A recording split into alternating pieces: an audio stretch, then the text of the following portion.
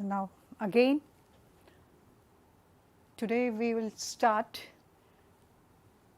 the another chapter of linkages in coordination compounds. Today we will discuss something about crystal field theory. हम लोगों ने last chapter में valence bond theory पढ़ा था.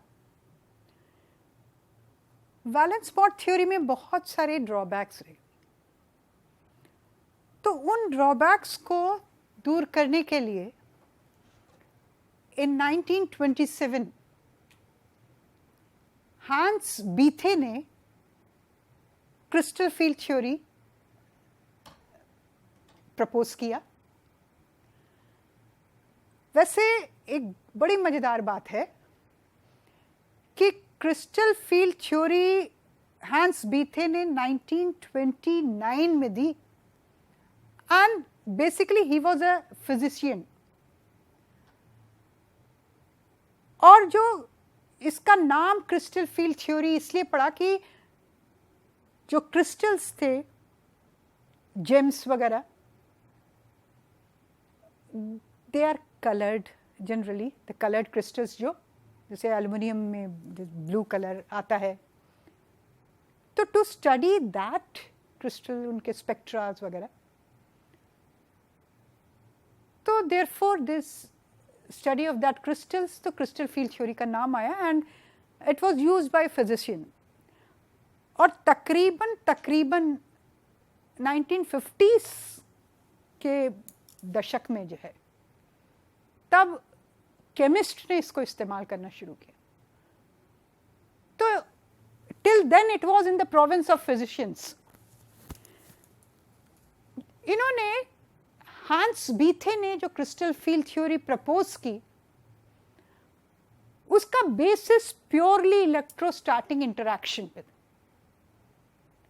and later on some covalency is introduced and that theory was then termed as ligand field theory.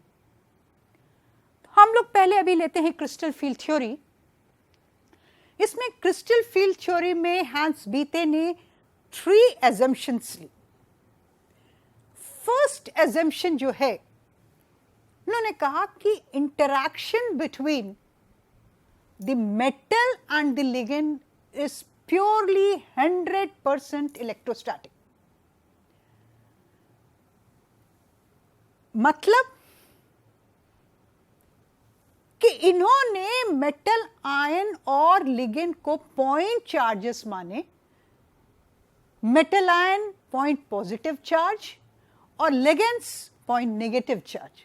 तो उनके बीच का interaction is purely 100% electrostatic. And the second assumption was कि जब 100% interaction electrostatic है, तो there is no interaction between metal and the ligand orbitals. It means that there is no overlapping of metal orbitals between the ligand and metal. तीसरा assumption जो है, it is very important, कि इनका मानना था कि जैसे लिगेंड नेगेटिव चार्ज और मेटल आयन जो है, मेटल आयन का इन्होंने डी ऑर्बिटल को कंसीडर किया. मेटल के जो वैलेंस शेल के डी ऑर्बिटल्स, मेन उनका कंसिडरेशन, मेन एम्फेसिस उन्होंने मेटल के डी ऑर्बिटल पे दिया. मेटल का डी ऑर्बिटल्स, ऑर्बिटल्स क्या है? The space where the probability of finding electrons are maximum. मतलब ऑर्बिटल्स में इलेक्ट्रॉन्स की प्रोबेबिलिटी मैक्सिमम होती है. ऑब्वियसली जहां इलेक्ट्रॉन्स होंगे तो नेगेटिव चार्ज होगा.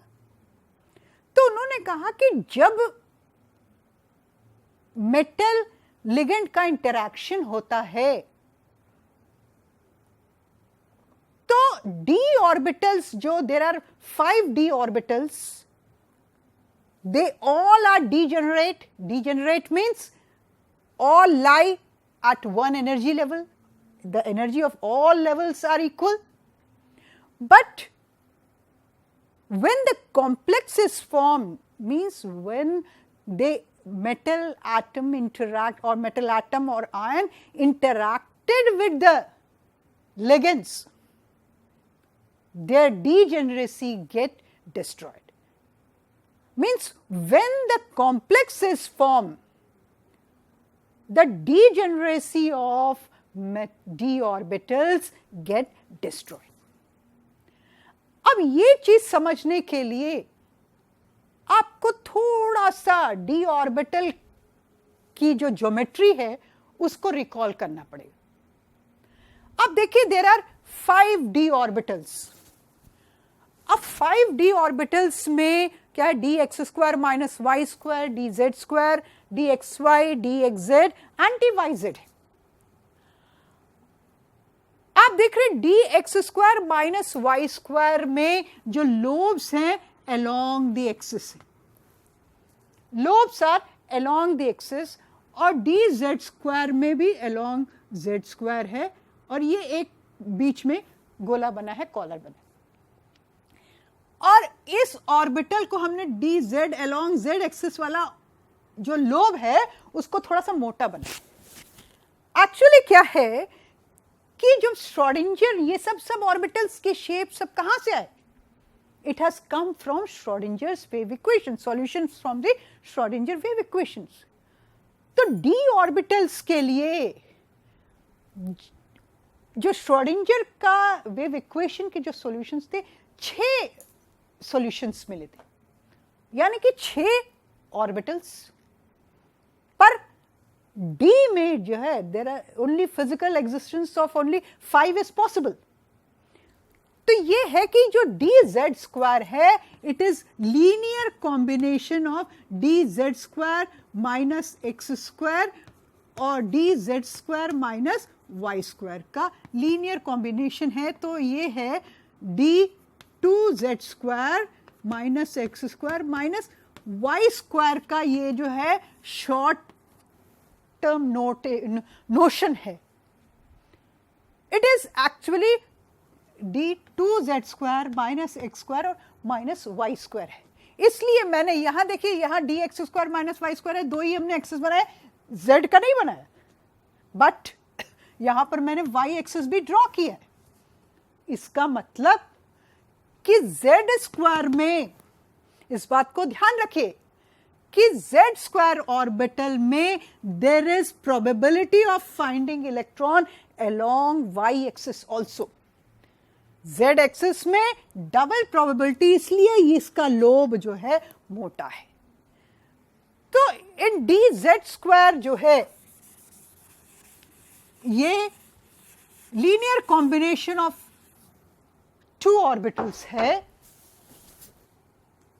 तो इसलिए यहां पर आप देखिए कि अलोंग XYZ तीनों डायरेक्शन में probability of ligands, probability of finding electrons है अलोंग द एक्सिस, ये लोब्स. वहीं पर ये XY, ZX एंड YZ, इसमें क्या बिटवीन द एक्सिस ये लोब्स है. The lobes are situated between the axis. ठीक है, बिटवीन द एक्सिस हैं. अब ज्योमेट्री वाइज आप देखिए कि 5 d orbitals are not same. पर ग्राउंड स्टेट में क्या होते हैं? All the d orbitals are degenerate. अब सपोज अगर हम एक मेटल आयन लेते हैं, कोई मेटल आयन लिया हमने और पानी में डाल दिया या कोई भी सॉल्यूशन में डाल दिया, किसी लिगेंड बोल में डाल दिया, मतलब कि मेटल से आयन, जिस आयन का हमको इंटरैक्शन करना है उसमें उसको डाल दिया मेटल आयन को. तो लिगेंड जो है चारों तरफ, पानी में पानी भी H2O लिगेंड, तो चारों तरफ ये सिमेट्रिकली ये अपना स्फीयर बनाएगा चारों तरफ से, वो लिगेंड जो है मेटल आयन, क्योंकि metal positive charge, effective nuclear charge metal का हाई होता है, तो वो लिगेंड को अपनी ओर अट्रैक्ट करते हैं। तो अब चारों तरफ से इक्वली अट्रैक्ट कर रहे हैं। तो जब अट्रैक्ट करते हैं, लिगेंड को अट्रैक्ट कर रहे हैं। अब डी ऑर्बिटल में वैलेंस शेल का डी ऑर्बिटल है, D orbitals means electron density is there, electron cloud is there. तो मेटल का जो डी ऑर्बिटल का इलेक्ट्रॉन क्लाउड और लिगेंड नेगेटिव पॉइंट चार्ज पास आ रहा है, तो देयर विल बी किस तरह का इंटरेक्शन होगा, रिपल्सिव इंटरेक्शन, नेगेटिव। तो यहां पर जो है ये आप देखिए 5 डी ऑर्बिटल, इसको इस तरह से न बना के हम ऐसे बना दें, 5 डीजेनरेटेड डी ऑर्बिटल्स।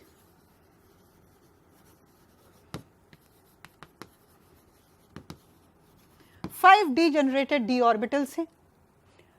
जब लिगेंड फर्स्ट स्टेप में जब स्फेरिकल फील्ड बना रहा है, मतलब चारों तरफ से चारों डायरेक्शन इक्वली इफेक्ट हो रहे हैं, तो all the ligands get raise, all the D orbitals equally raised, क्योंकि रिपल्सिव इंटरैक्शन है, तो all D orbitals are equally raised.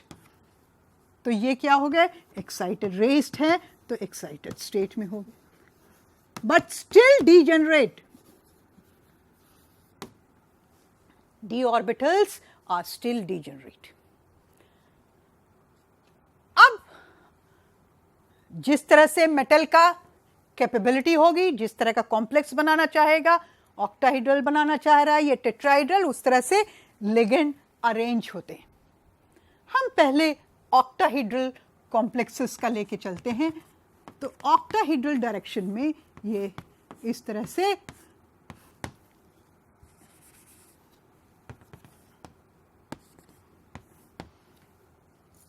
along XYZ direction. अब ये स्फेरिकल फील्ड जो है ये डिस्ट्रॉय होके अब ऑक्टाहेड्रल डायरेक्शन में लिगेंड्स अरेंज हो जाते हैं, यानी कि ये लिगेंड का जो नेगेटिव चार्ज है, point charge, is coming towards the metal ion, coming towards the metal ion in the direction, in octahedral direction. अब ये octahedral direction along x direction, y direction and z direction. ठीक, अब क्या है, जो assumption था crystal field theory का, electrostatic interaction,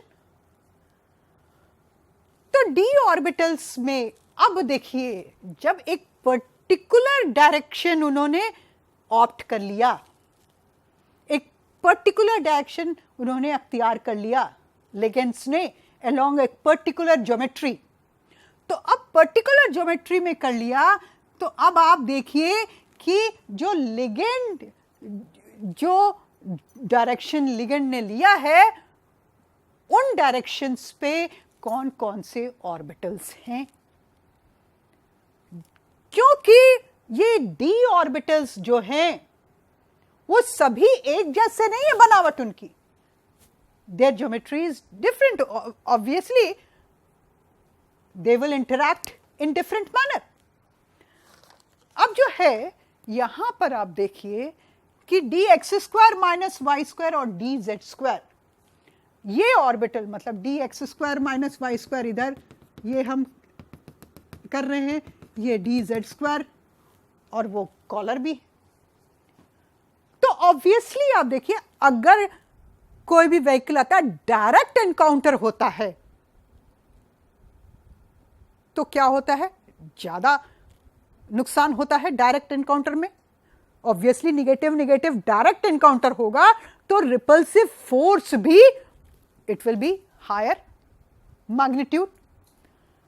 तो अब जो है क्या होगा, जाहिर सी बात है कि इन दोनों ऑर्बिटल की वजह से यहां पर जो है रिपल्सिव इंटरैक्शन ज्यादा हो गया, और चूंकि ये जो ऑर्बिटल्स रिपल्सिव इंटरैक्शन ज्यादा एक्सपीरियंस कर रहे हैं और जहां पर रिपल्शन होता है, आप सभी जानते हैं कि जहां पर रिपल्शन होता है दैट ऑर्बिटल्स गेट एक्साइटेड, मतलब that orbitals comes to a higher energy level, उनकी एनर्जी ज्यादा हो जाती है। तो ये जो है एनर्जी हायर हो गई, तो क्या हो गया कि D X square minus Y square और डी जेड स्क्वायर की एनर्जी इनसे अब ज्यादा हो गई। और चूंकि ये तीनों ऑर्बिटल जो D X Y X Z और वाई जेड हैं, उनका लोब क्या है, बीच में है, अलोंग द एक्सिस नहीं है, एक्सिस के बीच में, तो उनका इंटरैक्शन नहीं है लिगेंड से, यहां पर उनका बीच में है, तो उनका इंटरैक्शन नहीं है, तो they comes to the lower energy level. कितने हैं नंबर, ये 3 है, ऊपर 2। ये जो है इनका, ये जो सेंटर ऑफ इक्विलिब्रियम है, ये इसको कहते हैं बारी सेंटर, बारी सेंटर। अब यहां पर जो 2 orbitals are raised above the barycentre, कितने, टोटल 5 ऑर्बिटल थे, ये 2 ऑर्बिटल क्या है, इनके 3 की एनर्जी भी लेके ऊपर गए हैं, तो कितना हुआ, 3/5। और ये जो डिफरेंस है दोनों का, ये स्प्लिट हो गया 2 में, ये डिफरेंस एनर्जी, दोनों के बीच का difference energy, that is called delta o. इसको हम थोड़ी देर बाद लेते हैं, ये पहले हम इसको डिस्कस कर लें कि ये जो स्प्लिट हो गए हैं एनर्जी, ये स्प्लिट हो गए एनर्जी में 2 लेवल में, 2 एनर्जी लेवल हो गया है, इन दोनों के बीच का डिफरेंस को डेल्टा ओ कहते हैं। ये जो डेल्टा है, it is called crystal field splitting energy, crystal field splitting energy. और ये जो सबस्क्रिप्ट है o, that is for octahedral geometry. तो अब क्या है कि ये पांचों D orbitals are not degenerate, they get divided into 2 sets of orbital. जो हायर एनर्जी वाला ऑर्बिटल है, इनको ई जी या डी गामा ऑर्बिटल्स कहते हैं, और नीचे जो है लोअर एनर्जी, इनको T2G या G एप्सिलॉन ऑर्बिटल्स कहते हैं। ठीक, तो इस तरह से तो क्रिस्टल फील्ड थ्योरी के हिसाब से क्या हुआ कि in the formation of a complex, when a ligand approaches to the metal ion, approaches to the metal ion, in particular geometry याद रखिएगा, अगर spherical geometry है तब तो सारे के सारे डीजेनरेट रहेंगे एक spherical geometry में, क्योंकि all are equally raised। in particular geometry में, यहां पर हम लोग ऑक्टाहेड्रल ज्योमेट्री ले रहे हैं, इसी तरह टेट्राहेड्रल में भी होता है। Octahedral, in a particular geometry, the energy of dx square minus y square dz square, the energy of the orbitals which lie along the axis are raised, and those d orbital, the energy of which lie between the axis, the lobes between the axis, the energy get lowered. So, when the complex is formed, on the approach of ligand, the d orbital, degenerated d orbital gets split into two sets, T2g and Eg orbitals. And the difference between this, between T2g and Eg, is known as crystal field splitting energy, and this magnitude is determined by delta O. Here O subscript is for octahedral field. Now, how much energy is raised Eg orbital and how much is lowered?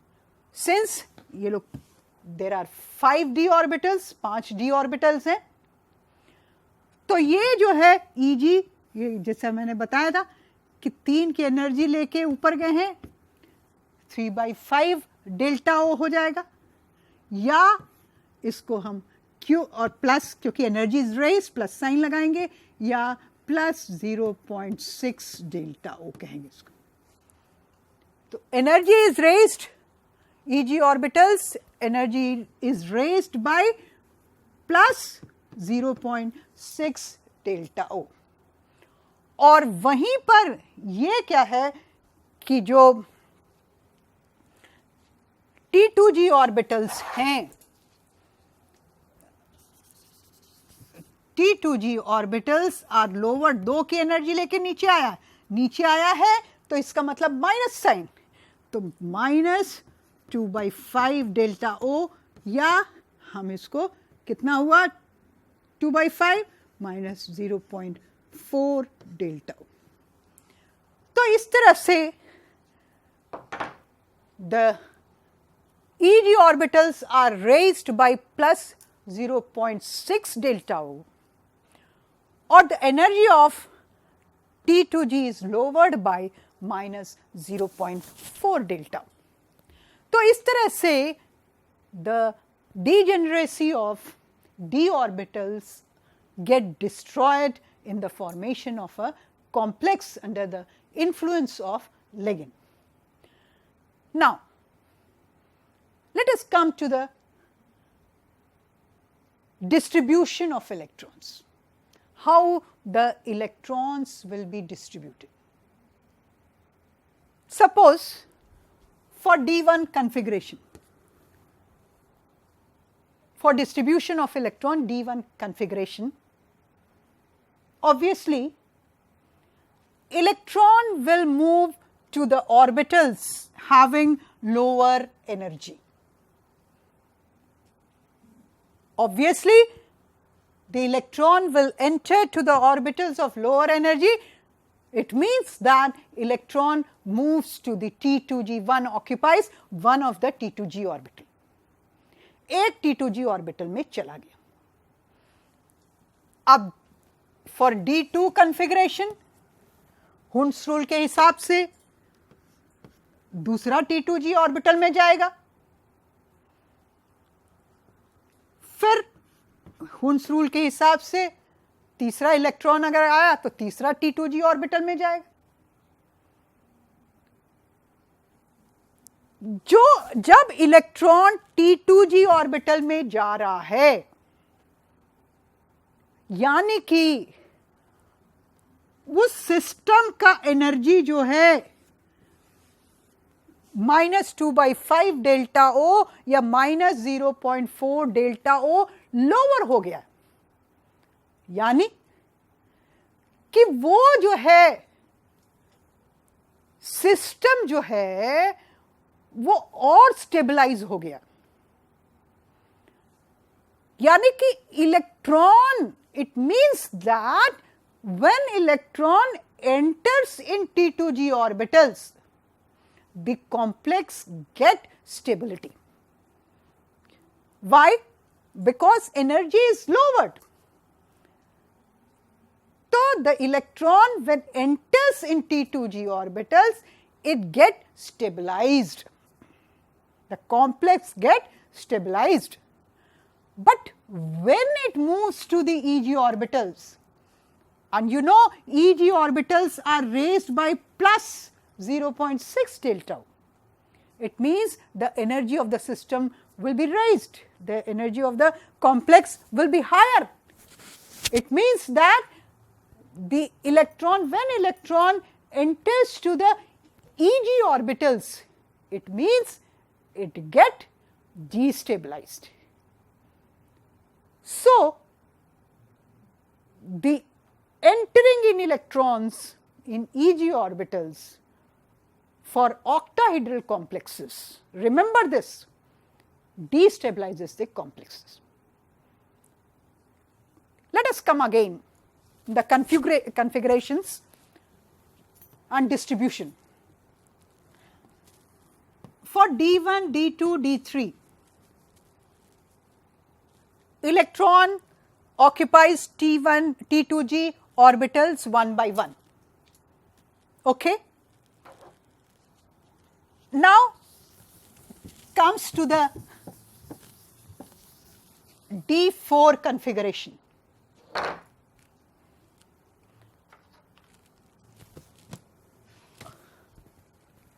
D4 configuration.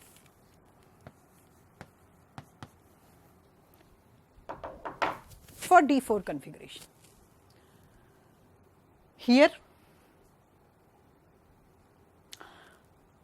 now electron has to think where it will go. It has two options. One, the electron will pair up here, it is one option, or electron moves to the higher energy level, to the Eg orbital.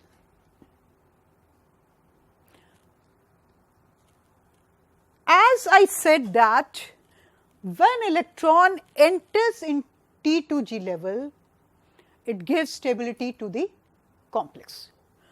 There is one more term. Obviously, it gives stability, but here some energy has to be compensated for pairing of energy, because two electrons have to be occupied in an orbital. So, as I said that electrons when enters in T2g orbitals, it gives stability to the complexes, and it is measured in terms of crystal field stabilization energy. Here it is crystal field stabilization energy. Do not get confused with this energy delta O, it is crystal field splitting energy. It is crystal field stabilization energy, and it is equal to minus 0.4. It is a difference energy, and number of electrons, and one is the number of electrons in T2g orbitals, delta O, जितना भी amount है delta ओ splitting का, and plus 0.6 N2 number of electrons in Eg orbitals delta O. This is the crystal field stabilization energy equation, and accordingly, obviously that complex opt the distribution where it gets maximum crystal field stabilization energy. It means if the electrons are occupying T2g level, obviously that stabilizes the complexes. Now, we were discussing the distribution of electrons for D1, D2 and D3. There is no confusion. For D4 configuration, there is a little bit twist, that electron has to think which configuration या which place he has to occupy, कहाँ जाए. या तो इसके पास ये है कि T2G में जाए, पेयरिंग हो, या इसके पास एक ऑप्शन है कि EG में जाए. Obviously, electron opts that configuration which is having lower energy. अब लोअर एनर्जी इलेक्ट्रॉन का ये इनहेरेंट कैरेक्टर है कि वो लोअर एनर्जी ऑप्ट करता है, तो उसको लोअर एनर्जी को कौन सा फैक्टर डिसाइड करता है. अगर डेल्टा ओ की वैल्यू ज्यादा है, जैसा कि हमने कहा पेयरिंग एनर्जी से, अगर डेल्टा ओ की वैल्यू पेयरिंग एनर्जी से ज्यादा है, यानी कि ये स्प्लिटिंग बहुत ज्यादा है, पेयरिंग एनर्जी कम है, तो in that case electron T2G में चला जाएगा. तो D1 में कॉन्फ़िगरेशन होगा T2G1, D2 कॉन्फ़िगरेशन में होगा T2G2 और D3 कॉन्फ़िगरेशन में होगा T2G3. और अगर फर्स्ट केस है डेल्टा O ज्यादा है पेयरिंग से, तो D4 कॉन्फ़िगरेशन में T2G4 कॉन्फ़िगरेशन होगा. और अगर सेकेंड केस हम देखते हैं कि अगर डेल्टा O कम है, पेयरिंग एनर्जी ज्यादा है, इन दैट केस D4 कॉन्फ़िगरेशन में क्या होगा, T2G3 और EG1. Electron moves to the EG orbital. अब हम देखते हैं कि ये जो है फैक्टर, ये डेल्टा O किस पे डिपेंड करता है. जैसा कि आप जान रहे हैं, अगर थोड़ा धीमे से धक्का दो, है ना, थोड़ा सा हिलेंगी, तो धीमे से धक्का दिया, कम स्प्लिटिंग होगा. और कोई बहुत ताकतवर है, जोर से हिट करेगा, तो व्हाट विल हैपन, धक्का होगा बहुत जोर से, तो दूर तक गिरेंगे चिल्ड्रन, है ना. द मैग्नीट्यूड ऑफ स्प्लिटिंग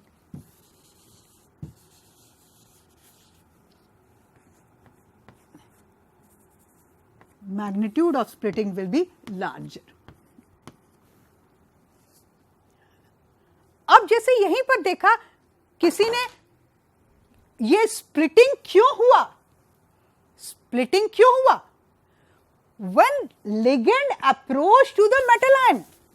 इसका मतलब है जो स्प्लिटिंग का दारोमदार है, the responsibility of the splitting किसके ऊपर जाती है, it is the ligand. Ligand के कारण जो है जो स्प्लिटिंग हुआ. तो इसका मतलब है जब लिगेंड कमजोर होगा, वीक होगा, तो in that case lesser magnitude of the splitting will occur. और अगर लिगेंड मजबूत है, जोर से धक्का देगा, तो लार्जर मैग्नीट्यूड होगा स्प्लिटिंग. उसी हिसाब से लिगेंड का क्लासिफिकेशन होगा कि weak field ligand, weak field ligand क्या है, जिसने कम स्प्लिटिंग किया, स्ट्रॉन्ग फील्ड लिगेंड जिसने ज्यादा स्प्लिटिंग किया. तो आप देख रहे हैं जो कम स्प्लिटिंग किया है, कम स्प्लिटिंग किया है वो वीक फील्ड लिगेंड है, और जो ज्यादा स्प्लिटिंग किया है वो स्ट्रॉन्ग फील्ड लिगेंड है. उसको जो है एक बहुत सारे जो मेटल आयन से, डिफरेंट मेटल आयन के लिए जो लिगेंड का स्ट्रेंथ है ऑलमोस्ट सेम रहता है। लिगेंड का जो स्प्लिटिंग मैग्नीट्यूड है दैट रिमेन्स ऑलमोस्ट सेम। तो ये जैसे आयोडाइड है, देन क्लोराइड है, सल्फाइड है, फ्लोराइड है, देन H2O है, इथिलीन डाइअमीन है, और बहुत सारे इस तरह से लिगेंड अरेंज किया, then cyanide and carbonyl.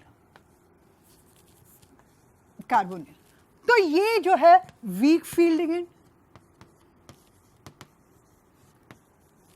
Weak field ligands, और ये स्ट्रॉन्ग फील्ड लिगेंड।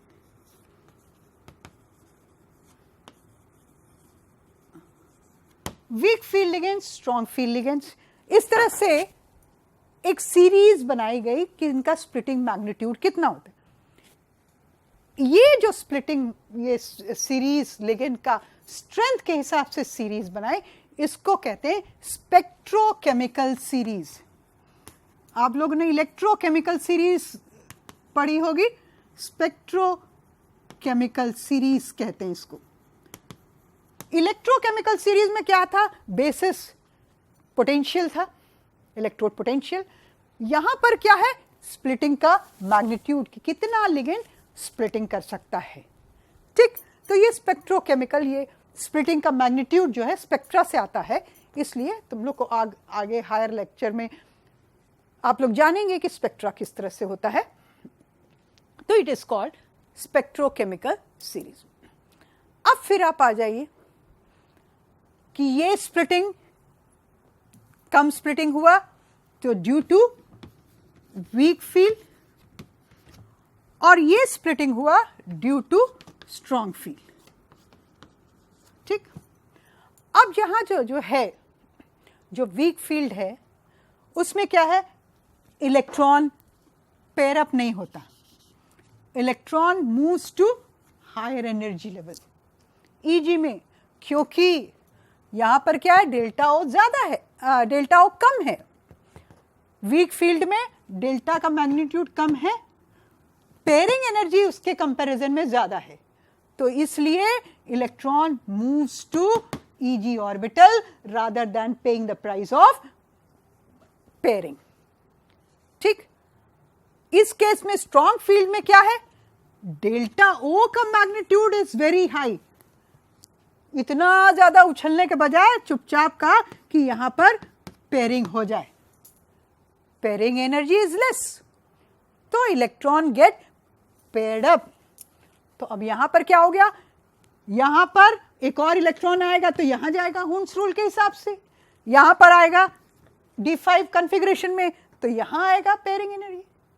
तो इस तरह से अब क्या हुआ, जो ये स्ट्रॉन्ग फील्ड के केस में आप देख रहे हैं पेयरिंग होता चल रहा है, नीचे के ऑर्बिटल्स जो लोअर एनर्जी ऑर्बिटल्स हैं वहां पर पेयरिंग होता जा रहा है, कीप ऑन पेयरिंग। तो इन कीपिंग पेयरिंग जो है क्या हो रहा है, स्पिन्स आर गेटिंग न्यूट्रलाइज्ड।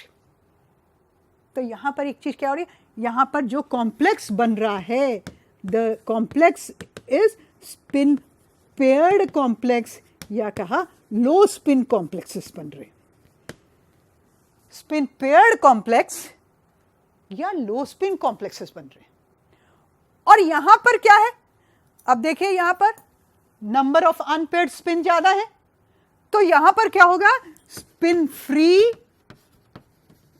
या high spin, number of spins ज्यादा है ना, इलेक्ट्रॉनिक स्पिन ज्यादा है, तो वहां पर क्या है, स्पिन फ्री या हाई स्पिन कॉम्प्लेक्सेस बनेंगे। तो इस तरह से यहां पर आप वैलेंस बॉन्ड थ्योरी को थोड़ा सा रिकॉल करिए कि वहां पर क्या था, स्ट्रॉन्ग फील्ड लिगेंड थे। साइनाइड के केस में साइनाइड यहां पर स्ट्रॉन्ग फील्ड के साइड में है, स्ट्रॉन्ग फील्ड लिगेंड है, तो ये जो है पेयरिंग हो गई थी, डायमैग्नेटिक कॉम्प्लेक्स बनाया था वहां पर, लो स्पिन कॉम्प्लेक्स बनाया था, तो उसका जो है सॉल्यूशन क्या होगा, क्योंकि साइनाइड और क्लोराइड क्या है, वीक फील्ड के साइड में था, निकल के साथ निकल क्लोराइड बनाया उसने, क्योंकि निकल वीक फील्ड था तो हाई स्पिन कॉम्प्लेक्स बनाया, वहां पेयरिंग नहीं हुआ। तो one of the this drawback is removed. तो इस तरह से डिस्ट्रीब्यूशन ऑफ इलेक्ट्रॉन्स लिगेंड के स्ट्रेंथ के हिसाब से होता है। ये distribution of electrons in various D orbitals जो है ये होता है इनके बेसिकली पेयरिंग एनर्जी और लिगेंड स्ट्रेंथ के जो है रिलेटिव वैल्यू पे बेस्ड होता है। ठीक इस तरह से हाई स्पिन और लो स्पिन कॉम्प्लेक्स बना। अब देखिए नेक्स्ट हम लोग डिस्ट्रीब्यूशन ऑफ इलेक्ट्रॉन्स देख रहे थे। अब उसके साथ साथ क्रिस्टल फील्ड स्टेबलाइजेशन एनर्जी भी कैलकुलेट करते चलते हैं कि पहले जो है D1 configuration, weak field ligand, strong field ligand, weak field ligand और strong field ligand D1 configuration में, तो ये distribution D1, CFSC क्या होगा, CFSC जैसा कि फिर से हम यहां लिखे दे रहे हैं -0.4 N1 delta O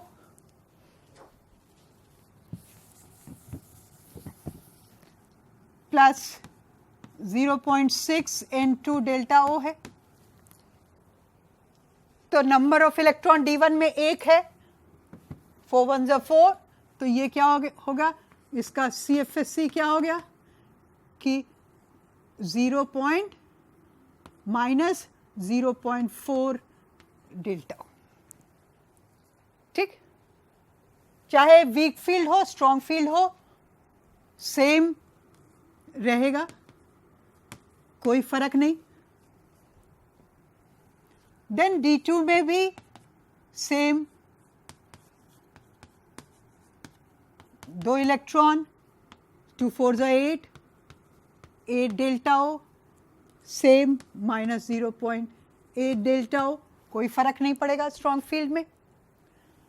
D3 configuration में अगेन कोई फर्क नहीं पड़ेगा, 1 2 3 -1.4 डेल्टा O, इसमें भी -1.2 delta O, not 4 delta O। अब जो है D4 कॉन्फ़िगरेशन, यहां पर वीक फील्ड के केस में क्या होगा, वीक फील्ड के केस में 1 2 3 एंड देन अगेन यहां जाएगा कि यहां जाएगा, it will not enter here, ये यहां नहीं जाएगा, it will move to the higher energy level, क्योंकि ये डिफरेंस कम है। और अब CFSC क्या होगा, ये 1.2 में से 6 घट जाएगा, है ना, तो ये 0.6 डेल्टा O कम हो गई, EG में गया, CFSC कम हो गई, क्रिस्टल फील्ड स्टेबलाइजेशन एनर्जी कम हो गई। यहां पर क्या होगा, स्ट्रॉन्ग फील्ड के केस में यहां पर इलेक्ट्रॉन विल पेयर अप, तो यहां क्या हो जाएगा, अब 3 की बजाय 4 है, तो CFSC क्या हो जाएगा, -1.6 डेल्टा O, मोर स्टेबलाइज्ड। तो डायमैग्नेटिक कॉम्प्लेक्सेस जैसे जैसे बढ़ रहे हैं स्टेबलाइजेशन ज्यादा होता जा रहा है।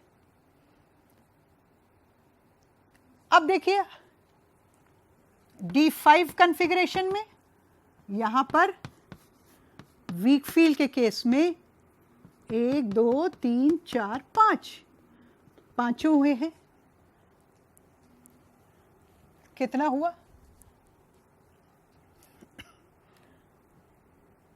जितना इसने स्टेबलाइज किया, ये 1.2 होगा, ये भी 1.2, 2 इलेक्ट्रॉन प्लस माइनस, तो CFSE कितना हो गया? 0। CFSE 0, यानी कि वीक फील्ड में D5 कॉन्फ़िगरेशन के लिए there is no extra stability, but in case of strong field क्या हो गया? D5 में 5 इलेक्ट्रॉन बढ़ गए, तो CFSE 2.0। तो इस तरह से आप आगे D6, D7 कर सकते हैं। अब यहां पर क्या है? D6 में अब आगे और इलेक्ट्रॉन नहीं जा रहे, इसमें अवेलेबल स्पेस जितना होगा उसी में अकोमोडेट करना पड़ेगा, मजबूरन जो है यहां पर इनको पेयरिंग करनी पड़ेगी। तो अब क्या हो गया? तो ये 4 इलेक्ट्रॉन है, तो 1.2 में से आप कितना 1.6 में से 1.2 घटाएंगे तो बचेगा कितना? अगेन 0.4। CFSE क्या हो जाएगा इसका? ये अब हो गया ये D6 का कॉन्फ़िगरेशन का, तो CFSE इसका क्या हो गया? इट इज 1.6 में से 1.2 घटाया माइनस 0.4 डेल्टा, कम हो गया। तो इसी तरह से आप CFSE कैलकुलेट कर सकते हैं, और आप ये देख सकते हैं कि as the number of electron enters in T2G orbitals, the system, the complex get more and more stabilized. But when it enters to EG orbitals, the system gets destabilized because of raise in the energy. Then we'll discuss the splitting of the tetrahedral geometry next time.